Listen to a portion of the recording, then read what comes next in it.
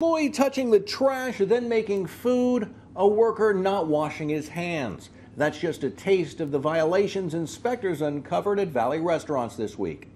Abuelo's Mexican Embassy on Chandler Boulevard off Price Road in Chandler. 4 major health code violations. Employee drinks stored above food. An employee touched the trash, then began prepping food. A dishwasher not cleaning properly.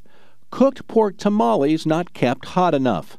And the place with the most health code violations? Lynn's Grand Buffet off Ellsworth Road in Southern in Mesa.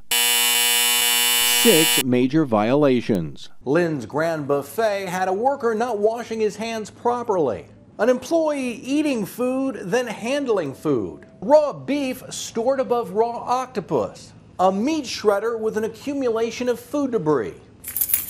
Keys and AirPods in a dry storage area. And an employee not using the proper sanitizer to clean cutting boards. The restaurant is now on notice to clean up or could face legal action.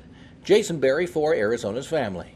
Thanks, Jason. Let's check out our Dean's List. The restaurants with perfect health inspection scores. They include Uno's Tacos at 75th Avenue and Thomas in Phoenix, the Panda Express at Yuma and Watson Roads in Buckeye, the Salt Cellar Restaurant at Hayden and McKellips in Scottsdale, Bad Jimmy's at First Street and Pierce in Phoenix, the Subway at Southern and Val Vista in Mesa, and the Carrabba's Italian Grill at 99th Avenue and McDowell in Avondale.